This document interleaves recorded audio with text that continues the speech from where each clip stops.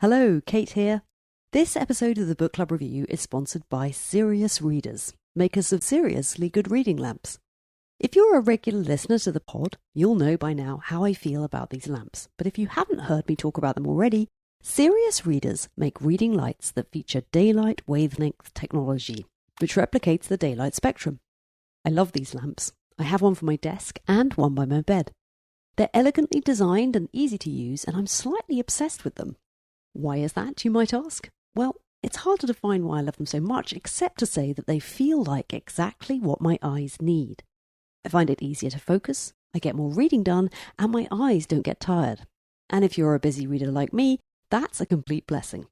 There's a lot of engineering and technology that's gone into these lamps, and that's why they cost a little more than a regular high street light. But I think they're worth it. And if you're interested to try them out, we have a special offer for you. Use the code BCR at checkout for £100 off any HD light. You get 30 days to try them out, and if you don't want to keep them, Serious Readers will collect them and refund you. If you're anything like me, though, you'll want to keep them. And not only that, you'll move them from room to room as you move about the house. Okay, that's it from me about the lamps. We've got a lot of books to get to. One other thing before we get going, and that's a note about spoilers. We try very hard on the Book Club Review not to plot spoil the books we're talking about for anyone who hasn't read them. That said, it's sometimes difficult in the moment of debate to avoid revealing too much. I'll give you another warning later on when we get to The Safekeep, a novel of secrets that gradually reveal themselves throughout the book. And we do also touch on the ending of Creation Lake by Rachel Kushner, mainly because it turns out I basically misunderstood the whole book, focusing way too much on gophers when I should have been thinking about the main character. I wanted to let you know about those two in particular, so you can decide whether you want to wait and read them before listening. Okay, on with the show, and it's a good one.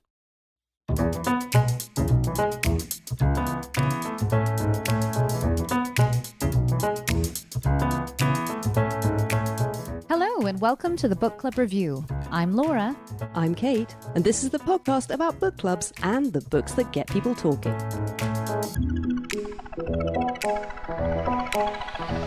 It's the time of the 2024 Booker Prize, and we wouldn't miss it.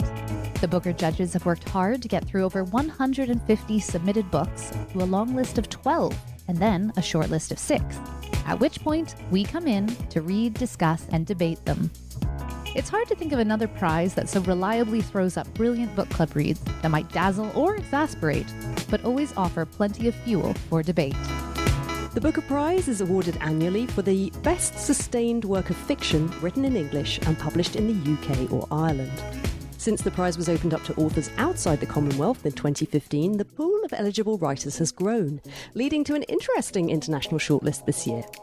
We've got The Safekeep by Dutch author Yael van der Wouden, Held by Canadian Anne Michaels, Orbital by British author Samantha Harvey, James by American Percival Everett, Creation Lake by fellow American Rachel Kushner, and Stoneyard Devotional by Australian Charlotte Wood. Forming our Booker Club today, we have regular podcast guest Phil Chafee, who is zooming in from New York. I'm dialing in from Vancouver, as usual, and Kate is in London with Sarah Oliver. Finally, we're welcoming back the closest thing we have to a Booker Prize expert, Martin Vogt, who has read and written about every single Booker winner since the prize began in 1968 for his blog, Eyes on the Prize. And so, without further ado, let's dive into our 2024 Booker Prize show.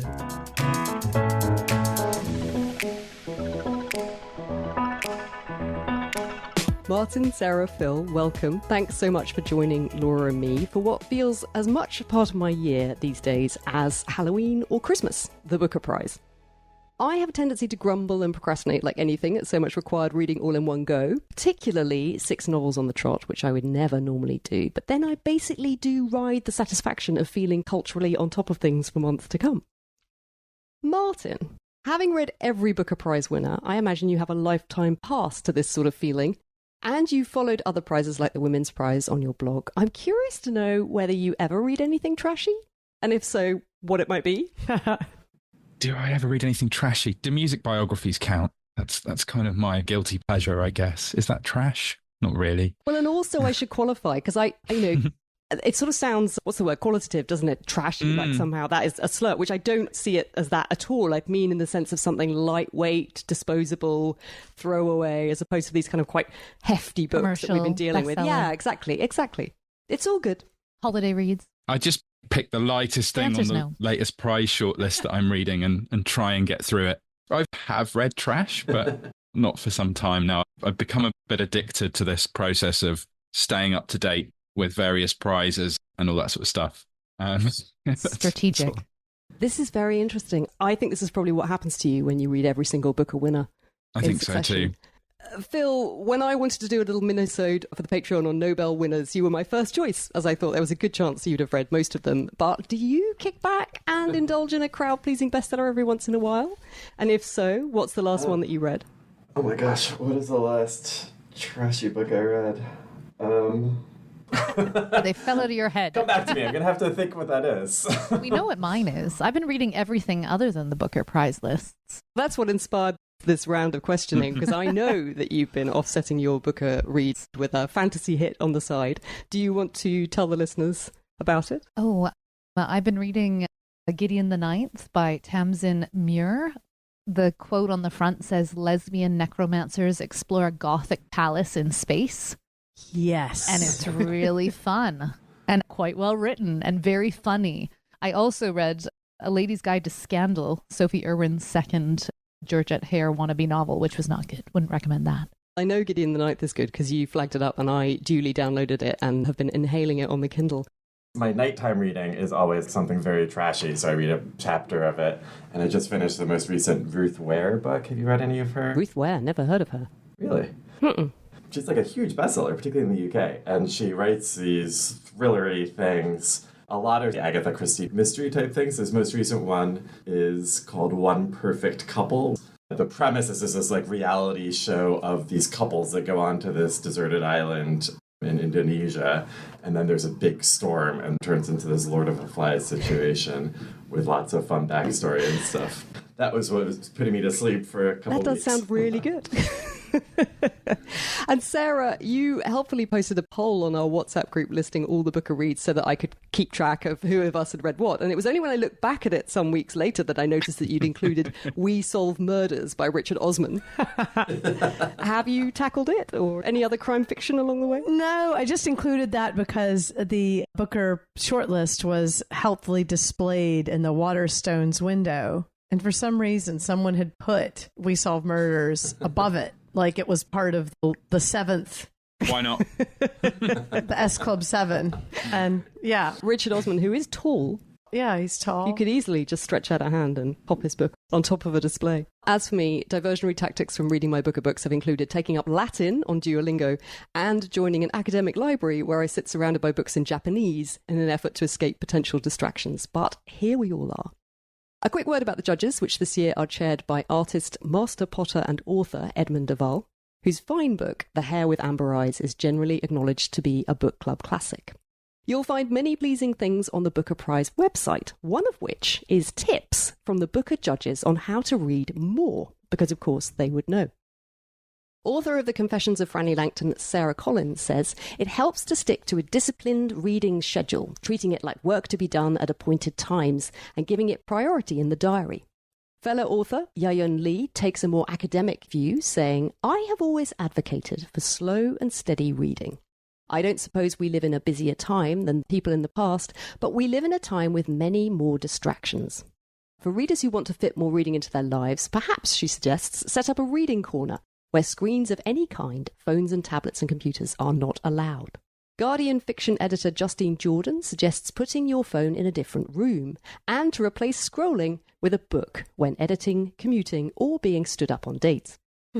Musician Nitin Sawhney prefers to read between 5 and 9 a.m. when he has a clear mind before he properly begins his day.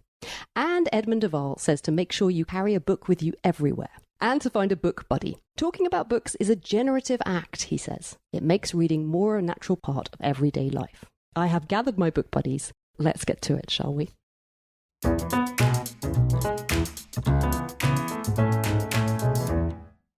I thought, why not start with the lone British author on the shortlist, Samantha Harvey, and her book Orbital. 6 astronauts rotate in the International Space Station. They are there to do vital work. But slowly they begin to wonder, what is life without Earth? What is Earth without humanity? Together they watch their silent blue planet circling it 16 times, spinning past continents and cycling through seasons, taking in glaciers and deserts, the peaks of mountains and the swells of oceans. Endless shows of spectacular beauty witnessed in a single day. Yet although separated from the world, they cannot escape its constant pull. News reaches them of the death of a mother, and with it comes thoughts of returning home. They look on as a typhoon gathers over an island and people they love, in awe of its magnificence and fearful of its destruction. The fragility of human life fills their conversations, their fears, their dreams. So far from Earth, they have never felt more part or protective of it. The audiobook is read by Sarah Nowdy and published by Penguin. Here's a clip. They hang in their sleeping bags. A handspan away beyond a skin of metal, the universe unfolds in simple eternities. Their sleep begins to thin, and some distant earthly morning dawns, and their laptops flash, the first silent messages of a new day. The wide awake, always awake station vibrates with fans and filters. In the galley are the remnants of last night's dinner. Dirty forks secured to the table by magnets, and chopsticks wedged in a pouch on the wall. 4 balloons are buoyed on the circulating air. Some foil bunting says, "Happy birthday."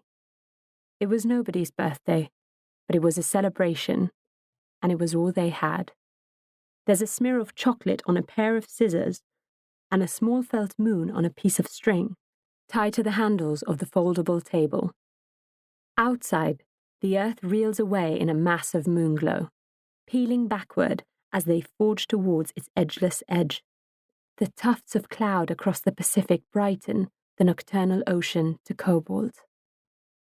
Now there's Santiago on South America's approaching coast, in a cloud-hazed burn of gold. Unseen through the closed shutters, the trade winds blowing across the warm waters of the Western Pacific have worked up a storm, an engine of heat. The winds take the warmth out of the ocean, where it gathers, as clouds which thicken and curdle and begin to spin in vertical stacks that have formed a typhoon. The judges said Orbital offers us a love letter to our planet, as well as a deeply moving acknowledgement of the individual and collective value of every human life. Sarah, when we discussed Piranesi on the pod a while back, we learned you're really not a fan of books that don't feature the outdoors. I was wondering, as I read it, how you would get on with life in an international space station. Oh, that's a great question. I'm glad you asked that. I really enjoyed this book.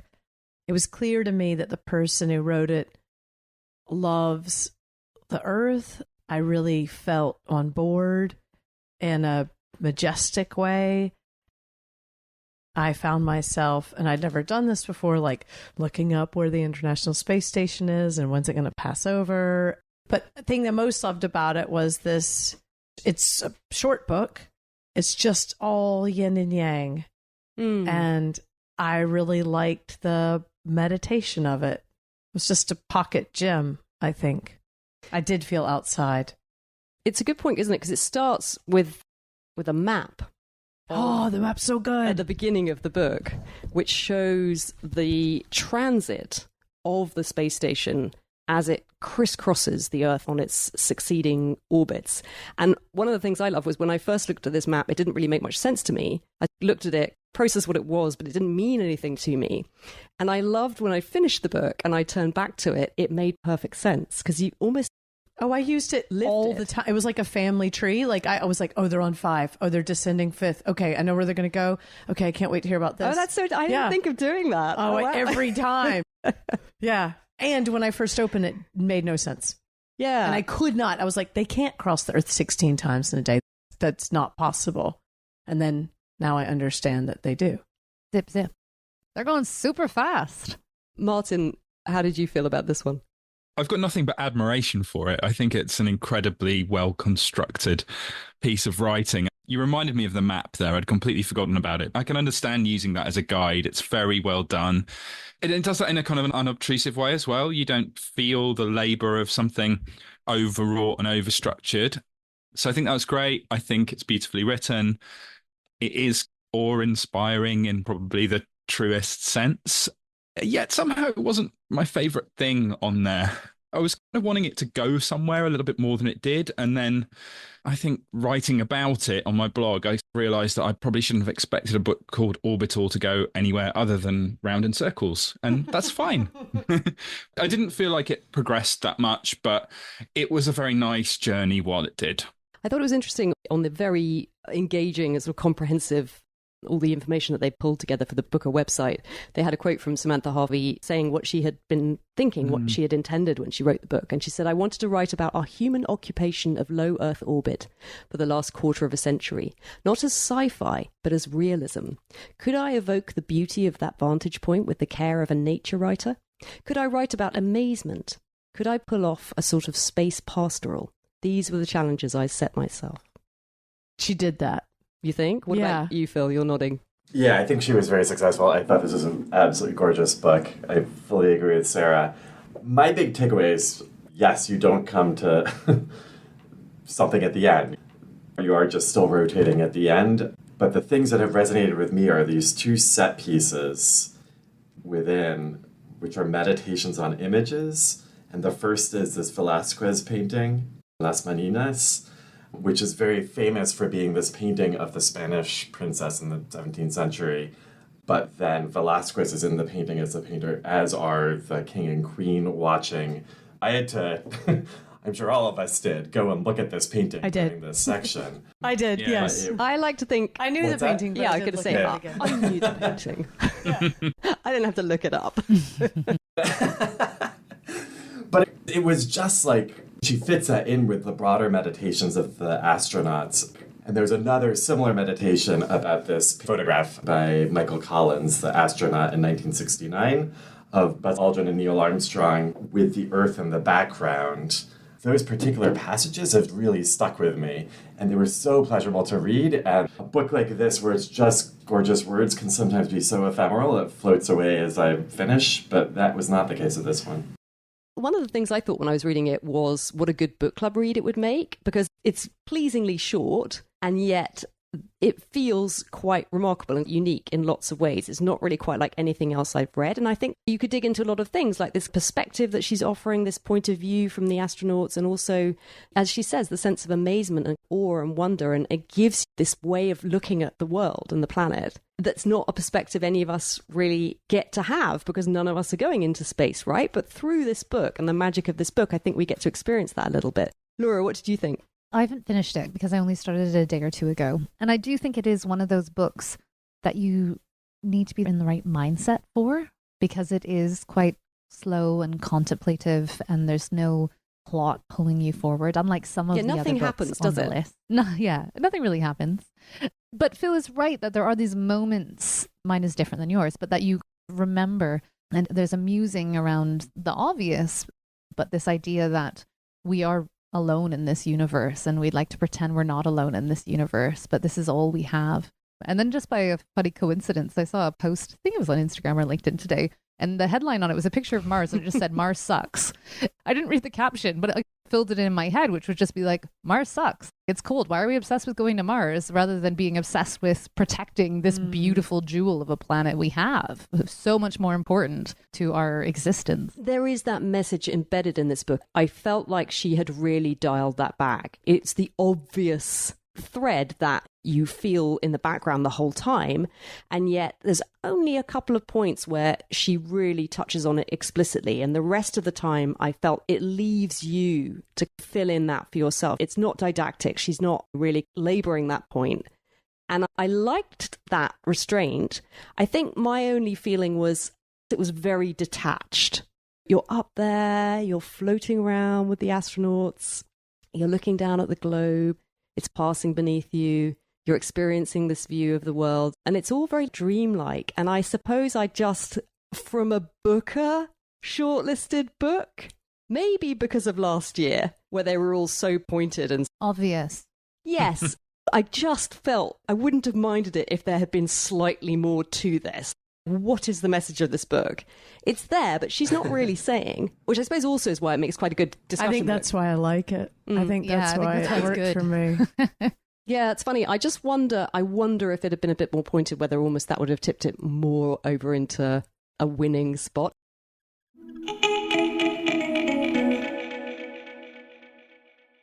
Let's move on to The Safekeep by Yael van der Wouden, the first Dutch author ever to be shortlisted for the prize, although Marieke Lucas-Reinveld's memorably downbeat The Discomfort of Evening did win the Booker International a few years ago. Phil, I know you and I are both still haunted by that book. It's 15 years since the Second World War, and the rural Dutch province of Oisel is quiet. Bomb craters have been filled, buildings reconstructed, and the conflict is well and truly over. Living alone in her late mother's country home, Isabel's life is as it should be, led by routine and discipline. But all is upended when her brother Louis delivers his graceless new girlfriend Eva at Isabel's doorstep as a guest, there to stay for the season. Eva is Isabel's antithesis. She sleeps late, wakes late, walks loudly through the house and touches things she shouldn't. In response, Isabel develops a fury-filled obsession, and when things start disappearing around the house, her suspicions spiral out of control. In the sweltering heat of summer, Isabel's desperate desire for order transforms into infatuation, leading to a discovery that unravels all she has ever known. The war might not be well and truly over after all, and neither Eva nor the house are what they seem. The audiobook is read by Saskia Marveld and Stina Nielsen and published by Penguin. Here's a clip. Isabel found a broken piece of ceramic under the roots of a dead gourd. Spring had brought a shock of frost, a week of wet snow, and now at the lip of summer, the vegetable garden was shrinking into itself. The beans, the radishes, the cauliflower, browned and rotting. Isabel was on her knees, gloved hands and a stringed hat, removing the dying things. The shard nicked through her glove, pierced a little hole. It wasn't a wound, and it didn't bleed. Isabel took off her glove and stretched the skin of her palm tight, looking for a puncture. There was none, only a sting of pain that left quickly. Back at the house, she washed the piece and held it in watery hands. Blue flowers along the inch of a rim, the suggestion of a hare's leg where the crockery had broken. It had once been a plate, which was part of a set, her mother's favorite, the good chinaware, for holidays, for guests. When Mother was alive, the set was kept in a glass vitrine in the dining room, and no one was allowed to handle it. It had been years since her passing, and the plates were still kept behind the closed doors, unused.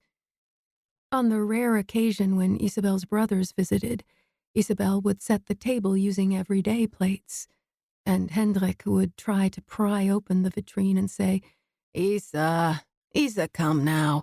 What's the point of having good things if you can't touch them? And Isabel would answer, They are not for touching. They are for keeping. The judges said, "We loved this debut novel for its remarkable inhabitation of obsession. It navigates an emotional landscape of loss and return in an unforgettable way." Now, just to say, The Safekeep, I think, is a particularly tricky one to talk about, as so much of the pleasure comes from the way the plot unfolds as you go through and things click into place. And I would hate to deny any reader the pleasure of that experience. So just to say ahead of time, if you haven't read The Safekeep and you think you would like to, stop listening now and come back to us when you've experienced the novel. This book seemed to me to do a lot of things really well. It's got strong, vivid characters that leap off the page. The house is very much a presence, and these objects that really encapsulate memory and almost bearing witness to the history of the house in ways that are gradually revealed as the novel goes on. It's a very sensual book, and also there are some really meaningful issues that she's exploring through this fictional framework that I think she does incredibly successfully. So I was really impressed with The Safekeep. It was the one most people had said to me, "Oh, that's so good." I think lots of people have really enjoyed this novel, and it feels like there's a real buzz about it. Martin, you're nodding. How did you get on with it? I was just going to agree. I think I've heard a lot of buzz about it, and I can understand why as well.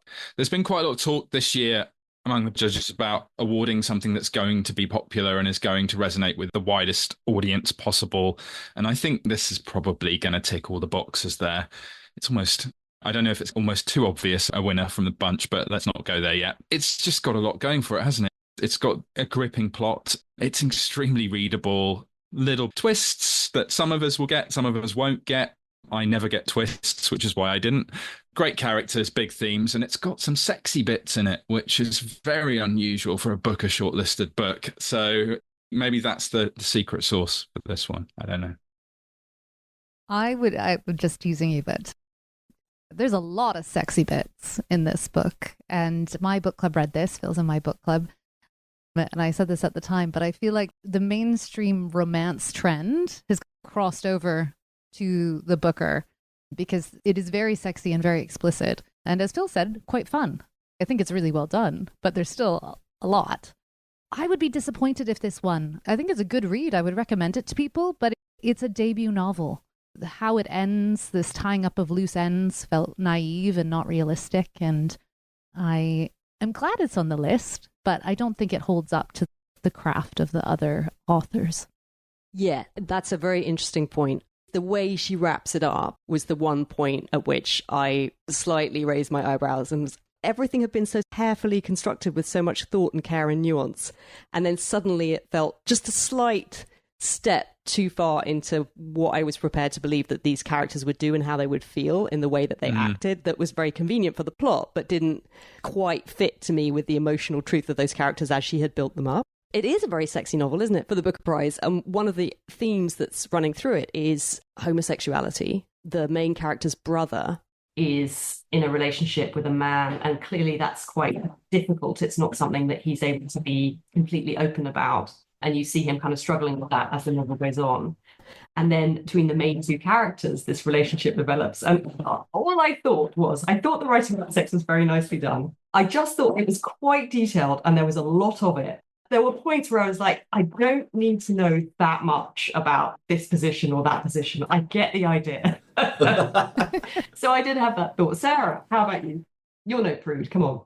I just didn't love the book. I don't think I'm going to think about it years later. There were a lot of places where I was like, I think you're going to go here. And then she goes there. And I was like, I think you're going to go here. And then she does that. Oh, interesting. So it didn't surprise you maybe as much as it surprised me. Yeah, not quite. But there are strong characters and the sex is written well. So I give it that. It's certainly not a bad book. And it's probably a great book club book because there's a lot to discuss. But there are other books on the list I'm really wowed by and think are really special. And this isn't quite that for me. Phil, how about you? It did resonate a bit more with me than Sarah. It's certainly not my favorite of the books. But I will say, Laura framed it in our book club discussion as structurally a romance book with all of the tropes of that, which is why you can read what's coming, because it follows all those tropes. There's another book on this shortlist which sort of sells itself as a genre book, but then is very much not. Whereas this one basically is a genre book and follows through on that, and I appreciate that.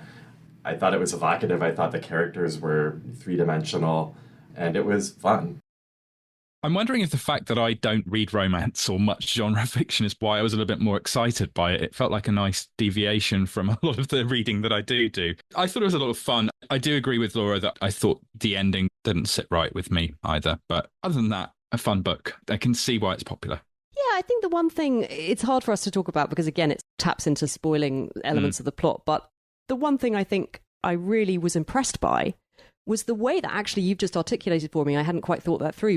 She's packaged up in this very engaging, for maybe a slightly younger audience way, a novel that's dealing with some very weighty themes to do with the problematic history of certain aspects of what happened in Holland during the war, which I wonder the degree to which that's something that's openly acknowledged and talked about in Dutch society today. It's hard without knowing that to know more about perhaps how almost political this book might be. And I found that really fascinating. It's something I would love to know more about. I would love to hear from Dutch people what this book meant to them. I don't know the degree to which she's flagging something up and writing about something that maybe isn't something that perhaps authors of her generation are that interested in. And I loved it for that. I thought she had done that really brilliantly, and it makes you want to go and find out more. That's what I like. It's a story that makes you think, oh, I didn't know anything about this. I'm curious. I'll go and look some things up. So yeah, I think that's for me why that made it feel very bookery in that regard.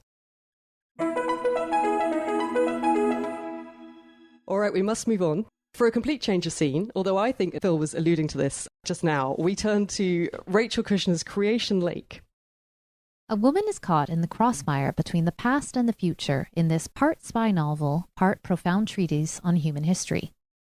Sadie Smith, a 34-year-old American undercover agent of ruthless tactics, bold opinions, and clean beauty, is sent by her mysterious but powerful employers to a remote corner of France. Her mission, to infiltrate a commune of radical eco-activists led by the charismatic Svengali Bruno Lacombe. Sadie casts her cynical eye over this region of ancient farms and sleepy villages, and at first finds Bruno's idealism laughable. He lives in a Neanderthal cave and believes the path to enlightenment is a return to primitivism. But just as Sadie is certain she's the seductress and puppet master of those she surveils, Bruno Lacombe is seducing her with his ingenious counter-histories, his artful laments, his own tragic story. The audiobook is narrated by Rachel Kushner herself and published by Penguin. Here's a clip. Bruno described the jaw of the Neanderthal as a feature of pathos for its overdevelopment, the burden of a square jaw. He talked about sunk costs as if the body were a capital investment, a fixed investment, the parts of the body like machines bolted to a factory floor, equipment that had been purchased and could not be resold. The Neanderthal jaw was a sunk cost. Still, the tall's heavy bones and sturdy, heat-conserving build were to be admired, Bruno said, especially compared to the breadstick limbs of modern man, Homo sapiens sapiens. Bruno did not say breadstick, but since I was translating, as he was writing these emails in French, I drew from the full breadth of English, a wildly superior language, and my native tongue.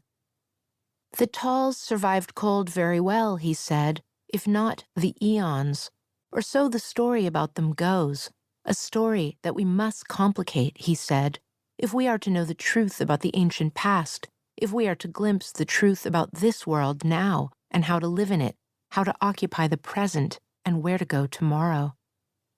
My own tomorrow was thoroughly planned out. I would be meeting Pascal Balmy, leader of Le Moulin, to whom these emails from Bruno Lacombe were written. And I didn't need the Neanderthal's help on where to go. Pascal Balmy said to go to the Café de la Route on the main square in the little village of Vendôme at 1 p.m., and that was where I would be. Kushner says, I had long wanted to tell a story about a group of young people who decamp from Paris to a rural outpost in France, where they are set on a collision course with the French state. At the same time, I became interested in prehistory, both what can be known about ancient people and what the longing to know actually is, a sense that we have taken a wrong turn, that our ancestors hid messages from us that we don't know how to read. Why now? Every day is a better time than the day before to ask where we are going and where we have been. The judges say we found the prose thrilling, the ideas exciting, the book as a whole a profound and irresistible page-turner. Laura, shall we start with you? How did you find Kushner's noirish novel? I'm still not sure how I feel about this novel. I read it relatively quickly, and I did find it a page-turner up to a point, because also not a lot happens, except towards the very end. So it's a bit meandering. I thought it was quite strange. I thought this idea of this secret agent working for a private force, an unknown private force, that blurb implied it was the French government, but that's totally unclear. She doesn't know who it is. So there was a bit of sensationalist paranoia in this idea that there's these secret agents out there deployed to create and manipulate situations. She's very much a villain until she's not. And the main thing that just annoyed me the whole way through, and I was surprised by, is she has zero backstory. So if you're going to have a villain, if you're going to have this amoral person manipulating things in such a way that people could be hurt, people will go to jail. There's a previous case that she narrates with huge, terrible consequences to a young man, all because of her behavior. If I'm to believe, I just need to understand why this person would do this. I need more backstory, and there's no justification for why it's not there. Phil, how about you? I basically in there with Laura. This is certainly my least favorite of the books on the short list. I had never read Rachel Kushner before, and after this I then read The Flamethrowers just to catch up with Kushner. And I found both of them frustrating in the same way. There's just something just too cool for school about Rachel Kushner. I just picture in her leather jackets on motorcycles, and it comes through in the themes and the prose. And so the Booker judges describe this as wrapping a thought-provoking novel of ideas into a page-turning spy thriller. It is a novel of ideas, I will say that, the stuff with Bruno, and there's lots about society and blah, blah, blah, but it was not thought-provoking. I did not leave thinking through anything, and it was also not a thriller. It was easy to read, but it was not the genre novel it is sold at, so it just left me pretty underwhelmed. I loved it in a bit of a guilty pleasure sort of way. I totally clicked when Phil was saying, it's a bit too cool for school, isn't it? There was a little part of me, I think it was teenage me in my brain coming through going, this is actually really cool. I actually think this is the coolest book I've read in quite a long time. But at the same time, it's very silly. And I don't mind that at all. Was anyone influenced by the author photo of Kushner on the inside flap? Partly.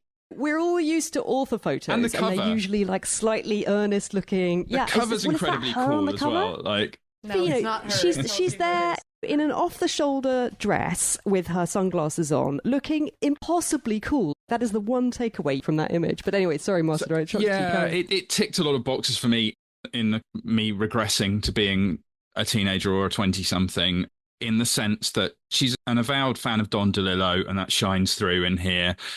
It's got references to situationism and Guy Debord. It's got cultural references aplenty. It signposts what year it's set in by the fact that Daft Punk's Get Lucky is playing through one chapter. It's full of stuff that I find fun. And at the same time, it's remarkably silly, I think.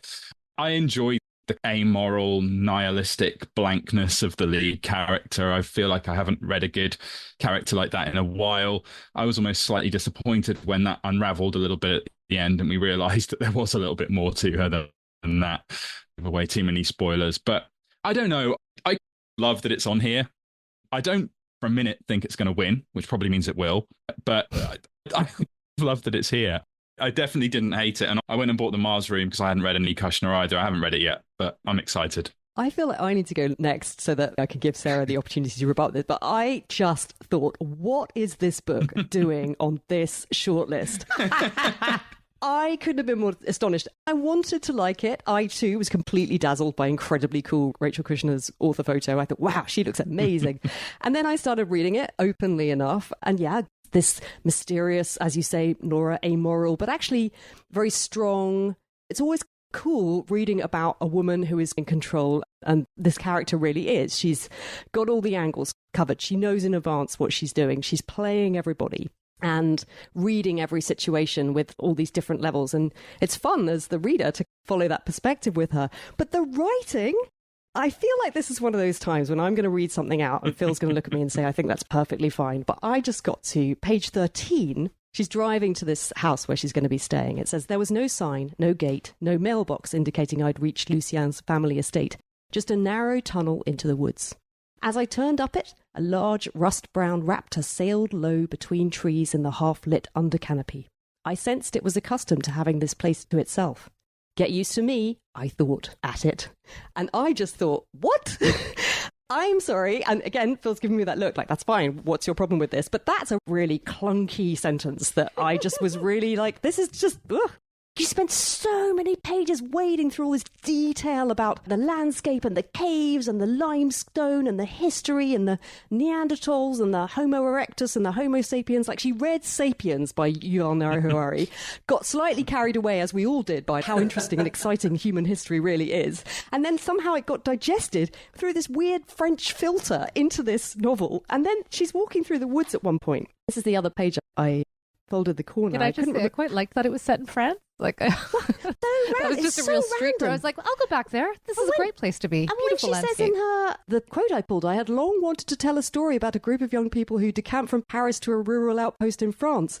I thought, why? What is it about France? But that aside, yeah, she's talking about, yeah. I turned around. On the path was a large bird with long legs, a heron, its body dusty blue and floating like a petticoat. It stepped and re-stepped on the path's soft embankment, which collapsed under its large, gangly feet. What's your problem? I said to it. It moved in place, stepping on its thin legs. Why was it not in a hurry to get away? I wondered, and then I saw why. It had a gopher in its beak. Its instinct to eat was overriding its instinct to flee. It took sideways steps, its large beak like gardening shears holding the gopher. I was like, what? We don't have gophers in France. I didn't even know what a gopher is, and I'm from Europe. Basic detail stuff that I really needed her to get right, because every time something like that happens... Are you sure there's no gophers in France? I'm not sure, but they're American, aren't they? What is a gopher? Does she mean a squirrel? No, they're different rodents. I think England has shit wildlife. There's more in Europe for sure. We had Gordon the gopher. We had Gordon the gopher on children's TV, so there must be a reason. What is the translation? There are no gophers. It's a marmot. So, fine. A marmot. Wikipedia says endemic to North and Central America. There are marmots. There are no gophers. The point is, at the time, I thought, I wonder if that's an Americanism for what she really means, which is a squirrel, or now I'm learning a marmot. Never mind. The point is, all of that stuff really interrupted I'm going to have to get in here, guys. I think you're missing things. I'm sorry. But she's confident because she's a dick. And there's so many times where she's, and I did it like this. And you know that she did it wrong. She isn't always right. She is wrong a lot. She isn't as capable as she thinks she is. Yeah. Or as endearing. People leave her. People distrust her. They don't like her. People choke her. People fight her. No one goes along with her plan. She's not as exciting and wonderful as... And she probably gets hired because there's not that many people willing to do these gigs, which totally are real. I don't know if you've seen the stuff in the press in the UK, but people totally infiltrate environmentalist groups, impregnate people, and then leave and try to arrest them. There's horrible... These people are real. They do exist. They were police officers, though, which maybe makes it worse, right? Like, those were state police officers. I mean, they work for...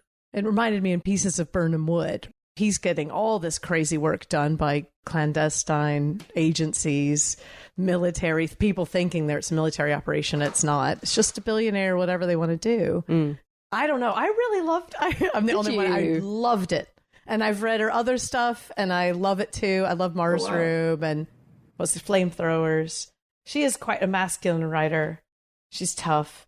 But I really loved it. I think the philosophy thing worked. I really like reading about it. Oh, and here's the thing, because I know it's about how a reader touches a book and how they go into it. And when she said Bruno goes to the caves, I literally rubbed my hands together and was like, here we go. I was so excited. I love caves and books. Well, I think this is my other problem with it. Just so many emails from Bruno in the cave, and I really dreaded another email pinging into her inbox, and I was going to have to wade through another email from Bruno about prehistory. But for a long time, I thought something quite clever was happening. I thought this novel was being very artfully structured, that it would all come collapsing down on her. And I think my biggest frustration with the book is that the clever book I had seen within this book never materialized. It never happened. And in the end, the clunkiest contrivances wrap things up. And even then, following the conventions of noir, it didn't even follow through with that. Because ultimately that main character... He says, be careful, he's seductive. He'll get you. And she says, no, he won't get me. For once, I wasn't lying. And he does. Bruno gets her. Bruno changes her. I read it that way, too. Did you? I was so impatient with it by this point. I just wanted it to end. And thankfully it did. The only other thing I would say is there's one beautiful passage, of course, typically I can't find now, I'm trying to, where she writes about Europe, and she writes about the idea people have of Europe as being this romantic, beautiful old castles and vineyards and lovely tourist places to visit. And she's like, that isn't Europe. Europe is a network of truck stops and crossings and trade routes and borders and this grimy industrial underbelly that's not what we see and not what we think of when we think of Europe. And I thought that was very true. I really recognized that when she wrote about that. And I love that because I felt like it was doing that thing that I love where someone's articulating something you know and feel to be true, but you hadn't really ever seen it written down before. And that passage really stayed with me. But that's also her being an asshole. That was it, really. That was the only thing. Yeah. So yeah, it's a shame. I wanted to love it. I'm glad it's on the list. It added a bit of spice and variety. I am slightly mystified, but there you go. It's way better than the Safekeep. Whoa. Them spike way words. Better.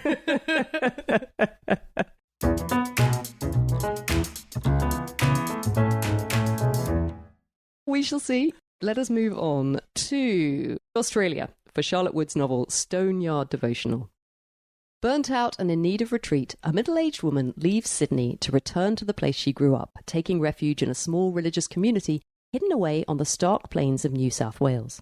She doesn't believe in God or know what prayer is, and finds herself living a strange, reclusive existence almost by accident. But disquiet interrupts this secluded life with 3 visitations. First comes a terrible mouse plague, each day signalling a new battle against the rising infestation. Second is the return of the skeletal remains of a sister who disappeared decades before, presumed murdered. And finally, a troubling visitor plunges the narrator further back into her past. Stoneyard Devotional is narrated by Alisa Piper and published by Allen and Unwin. Here's a clip. Arrive, finally, at about 3.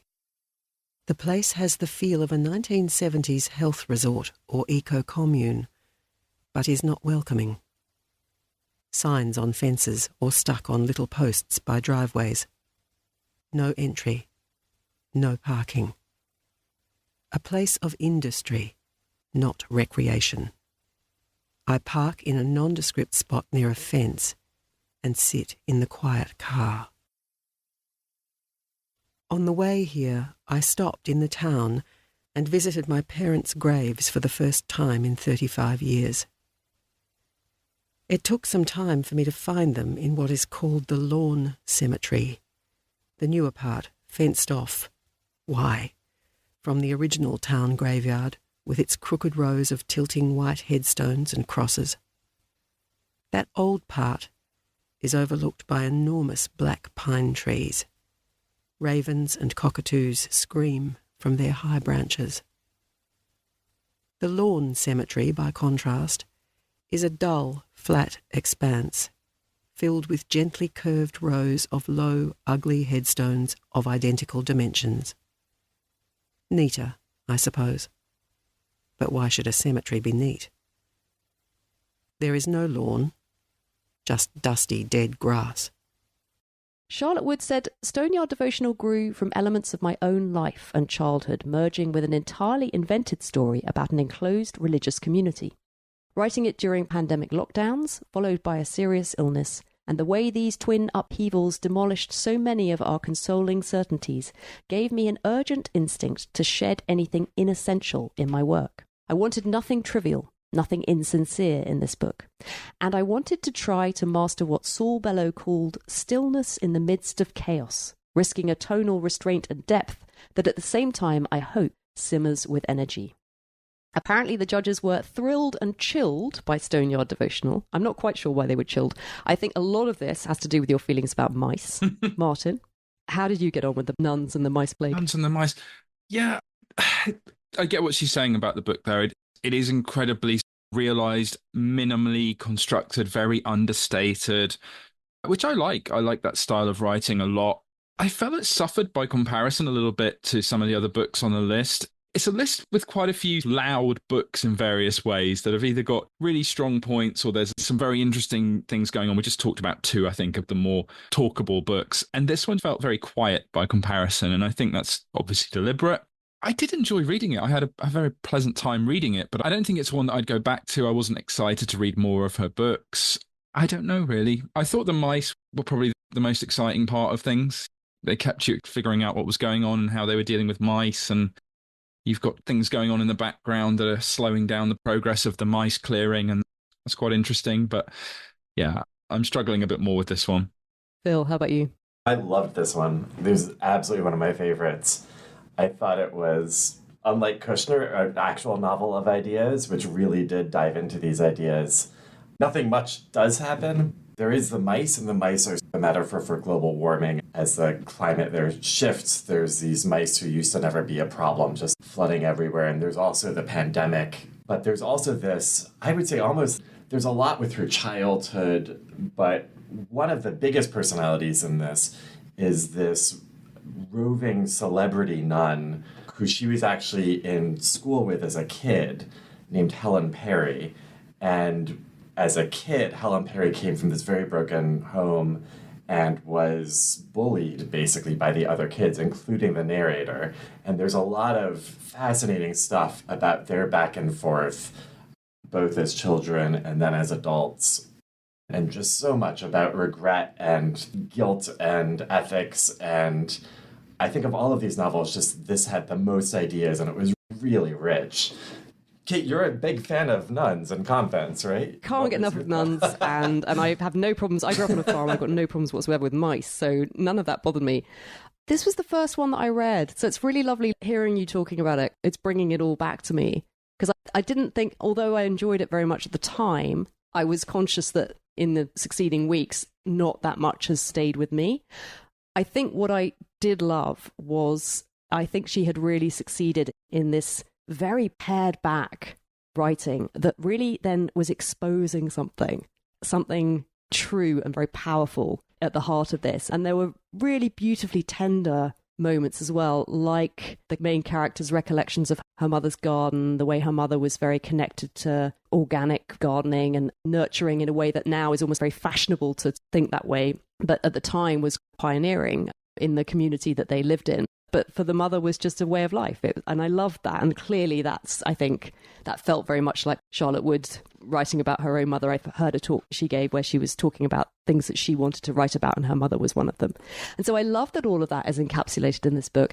I also thought, perhaps for women of a certain age, I feel like this is a book that has a lot to say, or perhaps anyone actually. But I feel like this is a book that would really resonate with someone who was maybe in midlife. And I think you then do get to this point where you're looking back as much as you're looking forward. And I thought this really spoke to that moment in a way that seemed to me really profound, because it's asking the question, why would anyone turn their back on the world and want to go and live in this enclosed, slightly strange, regulated existence of devotion in the middle of nowhere? Even when there is quite strong negative things going on that would make that actively not very pleasant. But yet there is something that calls this woman, this main character, to do that. And this novel seeks to explore that in a way that I thought was really interesting. Sarah, how about you?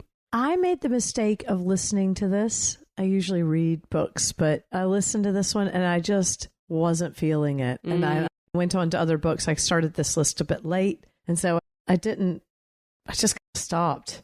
It started off with grief about her parents. I'm a bit hardened to that sometimes, I think. That's the right order of things. And it's not a child, and I just want to read something else. And I missed The Matrix. It made me think of Matrix. And I just wanted to read Matrix instead. It's a very different book about nuns. Very different book. There's not enough sex in this. There was not much sex in this. There was no sex, was there? Technically, it's such an accomplished book. She's clearly, it really is a very polished, considered work by an author who I think really knows what she's doing, and you really sense that. And I think almost it felt like it's almost slightly the fact that it's been shortlisted perhaps reflects that she's reached this stage in her writing and her reputation is such that it just didn't feel to me like this was the book. I suppose I'm thinking now about should it win. It's such a fine piece of work, but I almost wonder whether something else by her would feel stronger because it had more plot and more going on. And this is a very quiet book, almost a meditation. I suppose on this punchy shortlist as well, it stands out because of its still quiet quality. But I loved having it there in the mix. Yeah, my notes I put, speaks to women of certain age. Atmospheric. Mice didn't bother me. I need to write notes. Let us turn to Held by Canadian Anne Michaels. In a narrative that spans 4 generations, moments of connection and consequence ignite and reignite as the century unfolds. 1917, on a battlefield near the River Escaut, John lies in the aftermath of a blast, unable to move or feel his legs. Struggling to focus his thoughts, he is lost to memory, a chance encounter in a pub by a railway, a hot bath with his lover on a winter night, his childhood on a faraway coast as the snow falls. 1920, John has returned from war to North Yorkshire, near another river. Alive, but not still whole. Reunited with Helena, an artist, he reopens his photography business and endeavors to keep on living. But the past erupts insistently into the present, as ghosts begin to surface in his pictures. Ghosts whose messages he cannot understand. The audiobook is read by Anne Michaels and published by Bloomsbury. Here's a clip. It was possible that the blast had taken his hearing. There were no trees to identify the wind, no wind, he thought, at all. Was it raining? John could see the air glistening, but he couldn't feel it on his face. The mist erased all it touched. Through the curtain of his breath, he saw a flash, a shout of light. It was very cold. Somewhere out there were his precious boots, his feet. He should get up and look for them. When had he eaten last? He was not hungry.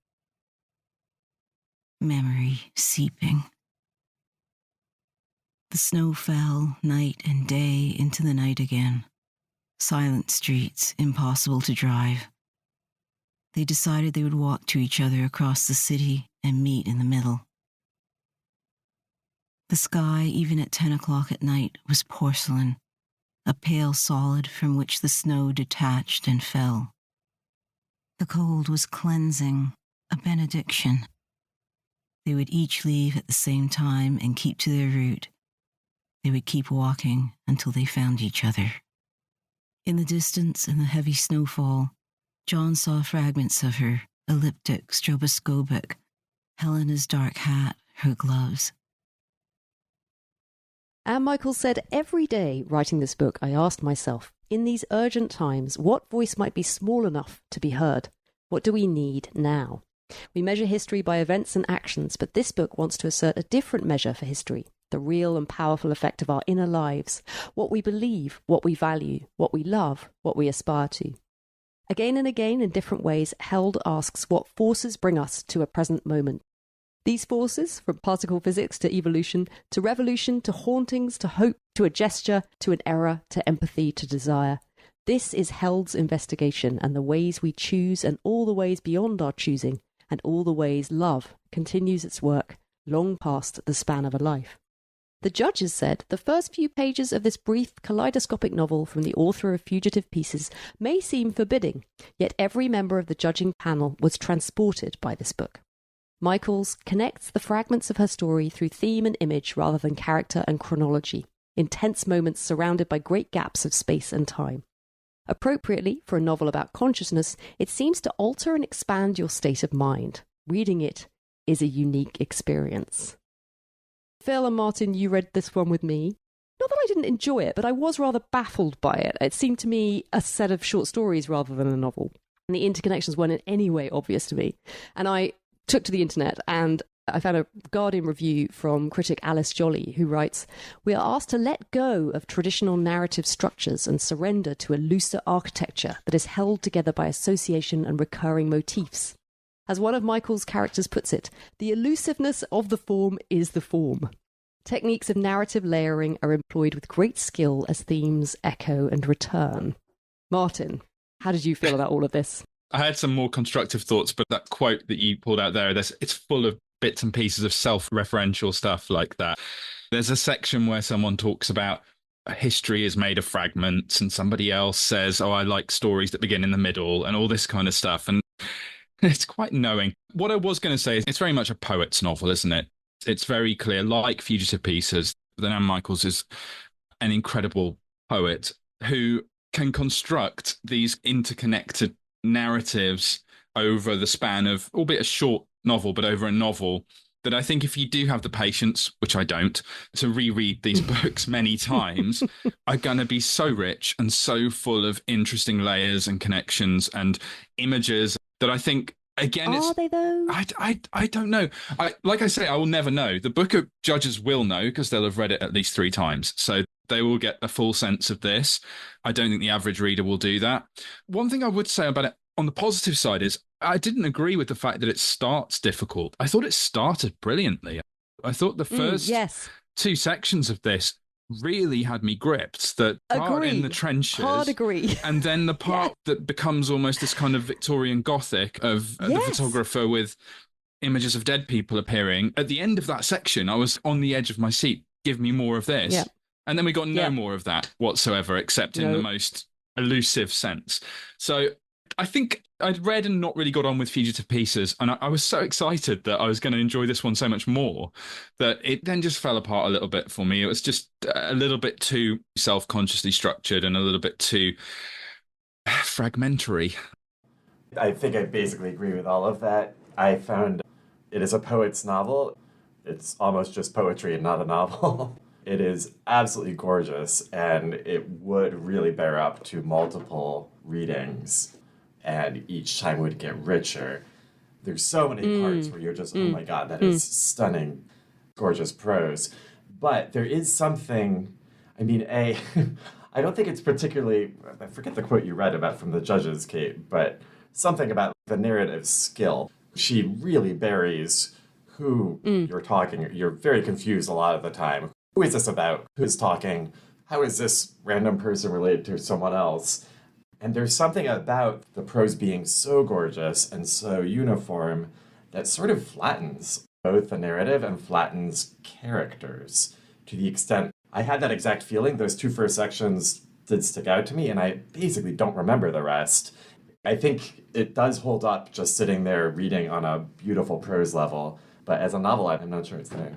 Yeah, I'm completely in agreement with both of you. There is a section which deals with characters. One of them, a woman, is a doctor, and they are clearly people who have been working in a war-torn country, helping very difficult. And that reminded me of the Paul Lynch Prophet Song. That took me back to there, and the novel we read for the Women's Prize, where the woman is trapped in Sarajevo. So there is incredibly powerful things in there, and I almost thought at that point it was almost like what I had wanted maybe a bit more of in Orbital and wasn't getting. Here it was in Held. But there's a point, isn't there, where something is so fragmentary and oblique that you just get lost in the woods.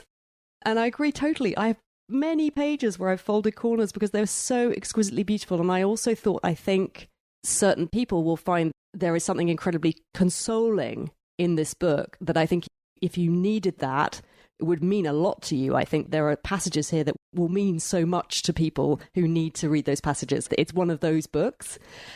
But yeah, if you're just reading it like on a deadline,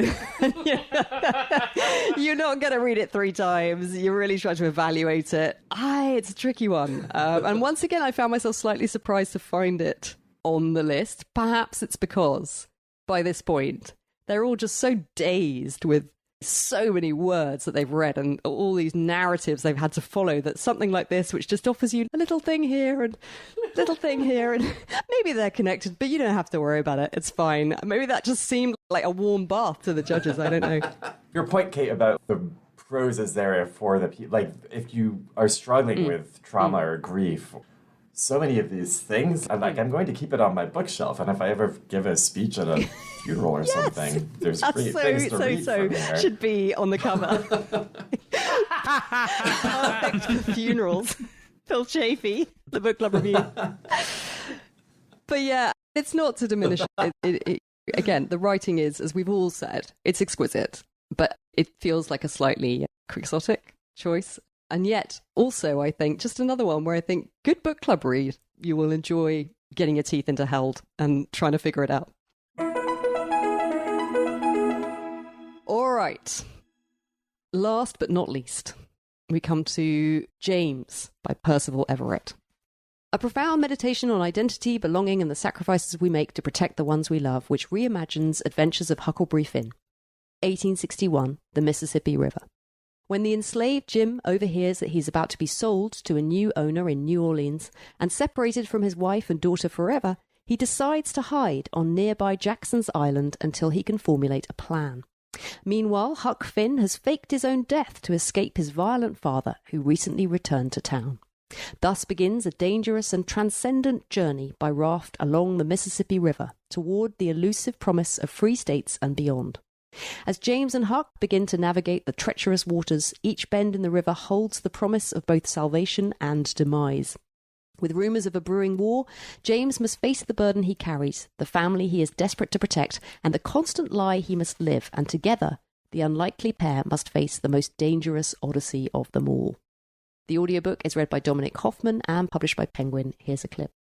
Those little bastards were hiding out there in the tall grass. The moon was not quite full, but bright, and it was behind them, so I could see them as plain as day, though it was deep night. Lightning bugs flashed against the black canvas. I waited at Miss Watson's kitchen door, rocked a loose stepboard with my foot, knew she was going to tell me to fix it tomorrow. I was waiting there for her to give me a pan of cornbread that she had made with my Sadie's recipe. Waiting is a big part of a slave's life. waiting and waiting to wait some more. Waiting for demands, waiting for food, waiting for the ends of days, waiting for the just and deserved Christian reward at the end of it all. Those white boys, Huck and Tom, watched me. They were always playing some kind of pretending game where I was either a villain or prey, but certainly their toy. They hopped about out there with the chiggers, mosquitoes, and other biting bugs, but never made any progress toward me. It always pays to give white folks what they want, so I stepped into the yard and called out into the night. "Who that there? In the dark like that?" They rustled clumsily about, giggled. Those boys couldn't sneak up on a blind and deaf man while a band was playing. Everett says Mark Twain's Adventures of Huckleberry Finn is the source of my novel. I hope that I have written the novel that Twain did not, and also could not have written. I do not view the work as a corrective, but rather I see myself in conversation with Twain. The Booker judges say a masterful revisionist work that immerses the reader in the brutality of slavery, juxtaposed with a movingly persistent humanity. Through lyrical, richly textured prose, Everett crafts a captivating response to Mark Twain's classic Huckleberry Finn that is both a bold exploration of a dark chapter in history and a testament to the resilience of the human spirit. I think I'm right in saying this book was a huge hit with readers before it made the Booker shortlist. Sarah, shall we start with you? Had you read Huckleberry Finn, and do you think that makes a difference to the experience of reading this novel? I think every American has read Huck Finn, or at least been assigned to. Like, it's like our Jane Eyre. You just have to. You know more if you're familiar with Adventures of Huckleberry Finn. I absolutely loved it. I was so excited when I read it. There were so many parts that I don't know what we're all going to say because there's massive spoilers in it. It's another one that's a bit tricky to talk about. Yeah. I feel like there's one really big spoiler, yeah, I know which they talked about on the New York Times podcast when they did that for Book Club, and I was really horrified that they did that, so I don't want us to do that. Okay, we won't do that one because that's a shocker. But more generally, I think there's still lots to say about it. It is a conversation with Mark Twain, and it is the novel that he couldn't write because he didn't know how to make Jim a man, and James makes Jim a man, a realized man, and that never happened in Huck Finn, and most readers never ask why. It's not something that students are asked to do when they analyze the book. Why isn't Jim a real man? But here he is, and it's just... I immediately sent it to 4 family members when I finished it. I think it's really exciting. It's a great pace of a book. Huck Finn's a great pace of a book. But it answers all those plot questions from another side, and it's just really beautiful. I was really happy to read it.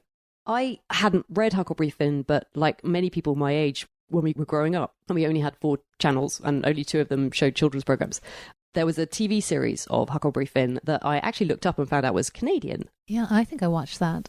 Yeah, exactly. So it's interesting. I just watched the trailer of it. That's how I was able to figure out what it was.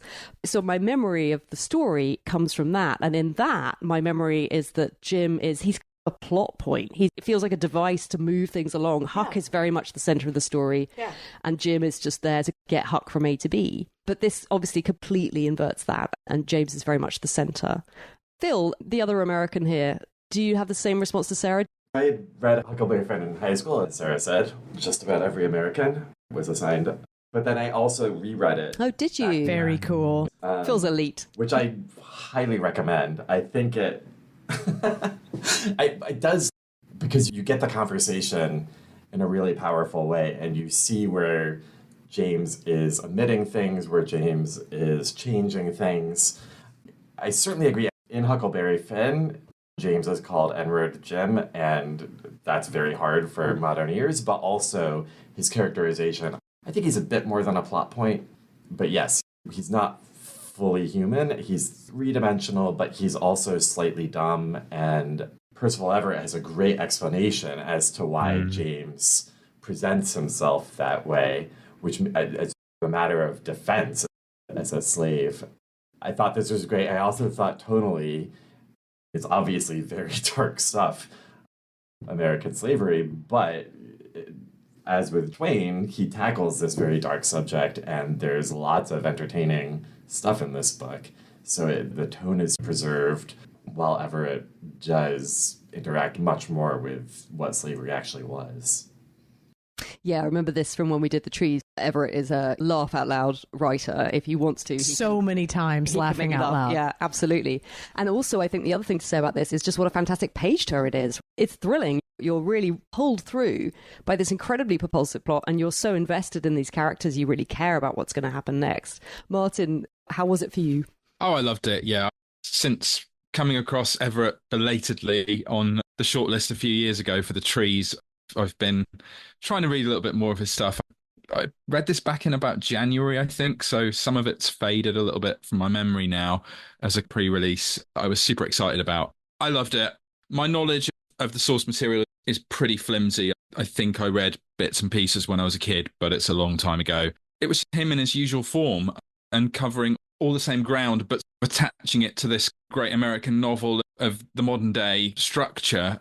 I almost feel like he's probably deserved many more prizes before now, but fair play if this is the one that gives him his dues, I think. I think The Tree should have won a few years ago. I think this one is equally brilliant. And I think, again, as you've all touched on, the fact that he can bring that shockingly dark but brilliant humour to whatever subject he wants to touch. In The Trees, it was lynchings, and in this, it's similarly tough ground. And he manages it so well. Some of the same themes coming through again.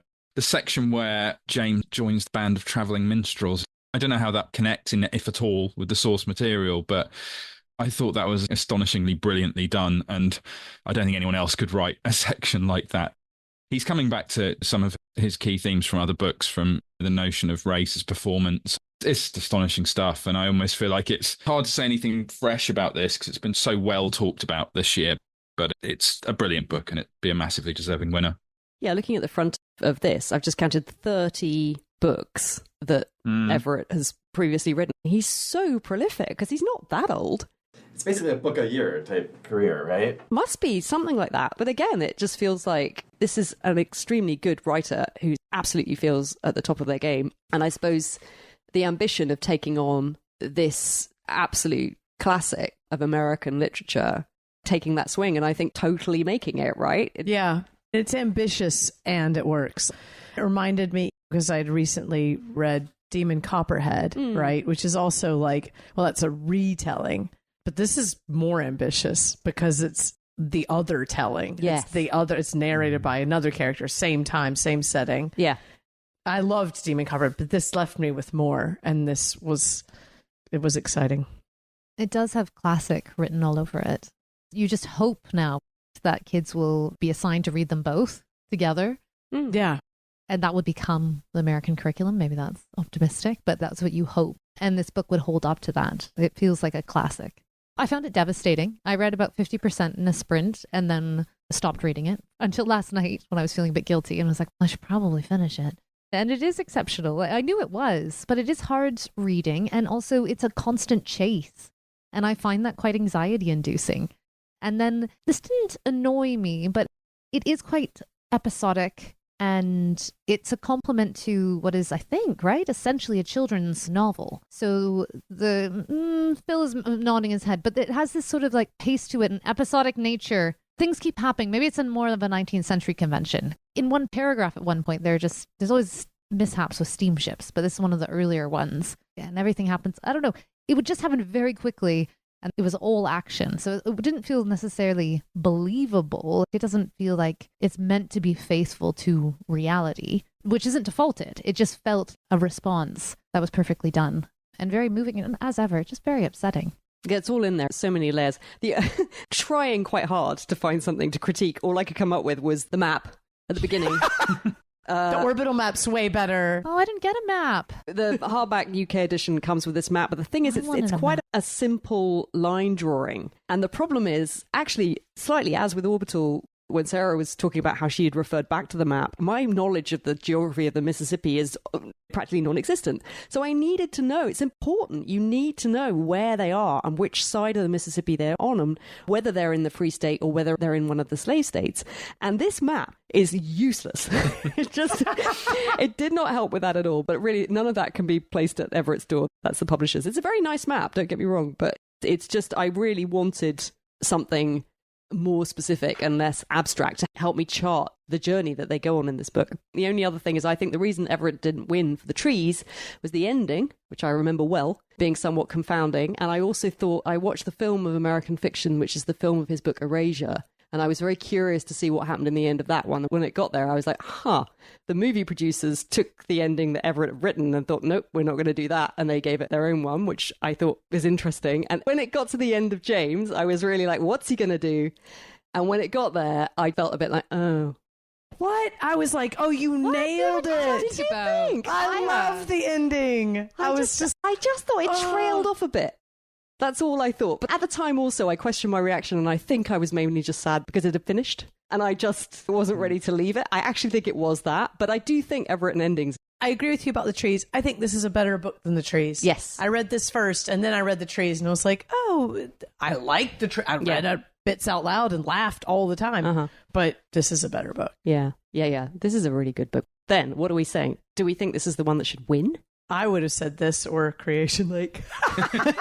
I'd love to see Creation Lake win. Do not speak the name of Creation Lake in the same sentence as James. Because I read this one first and I was like, oh, nothing, it doesn't matter. James has to win. That's what I think. It feels slightly like a foregone conclusion, but then sometimes they throw surprises our way. You never know, do you? You never know with the Book of Judges. This year feels like they've all got the message. It needs to be a crowd-pleasing, readable book. The purpose of the Booker Prize is to highlight and celebrate and generate enthusiasm for works written in English around the globe, right? That helps everybody. That helps publishers. It helps authors. Everyone's interest is in these books being celebrated and widely read. If the judges go rogue, as they've been known to do, and perversely choose books that they believe critically to be excellent, but actually no one wants to read, that's counterproductive. And I think this year's shortlist was a very interesting shortlist, because even though we've all found things to like and dislike in almost all of them, I don't think anyone could deny this is an incredibly readable, punchy shortlist. I'm not sure. We just talked about Held, which is not, and also Orbital. I don't think Held, Orbital, or even Stoneward Confessional are super crowd pleasers. I think Orbital's a crowd pleaser. I think because I liked Stoneyard. I mean, you love Stoneyard. I loved it. I would potentially vote for that. For me, if I were voting, it would be between that or James. I'm just saying, you're saying a crowd pleaser, and that's a different thing. James is literally a super crowd. Yeah. Like, James, if it were film, people would jump at the end and be like, yes! But like a critically acclaimed crowd pleaser, like, right? Yeah, you're just impressed and moved by what's been created.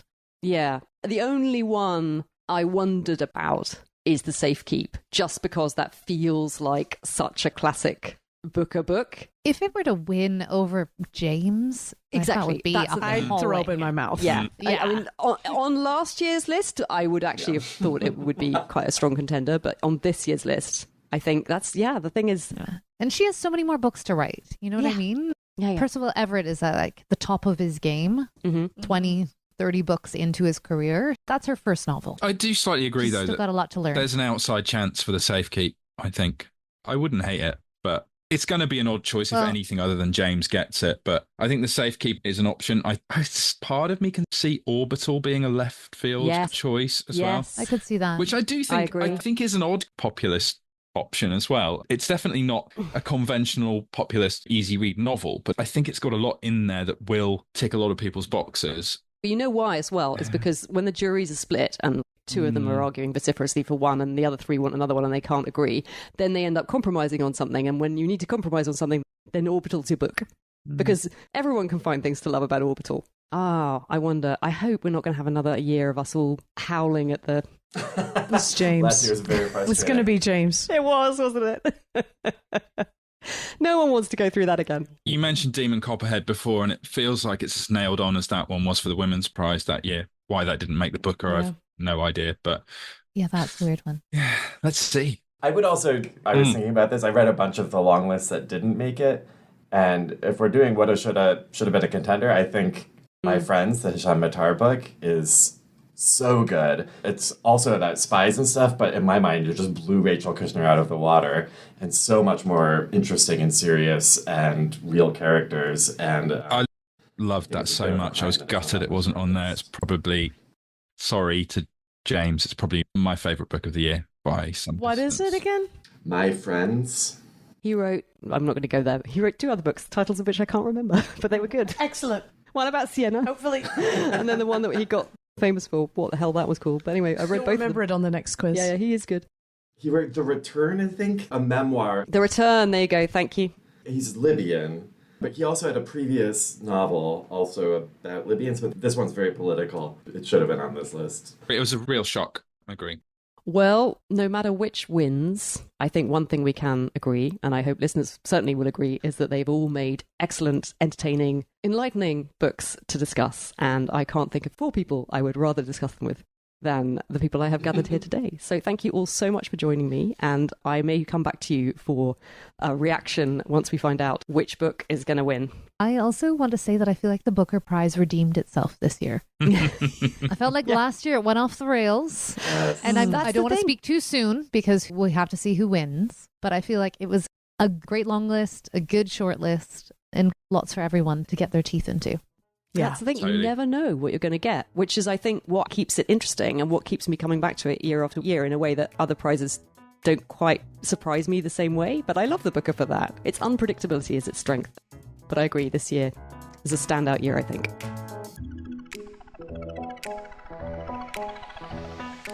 That's nearly it for this episode.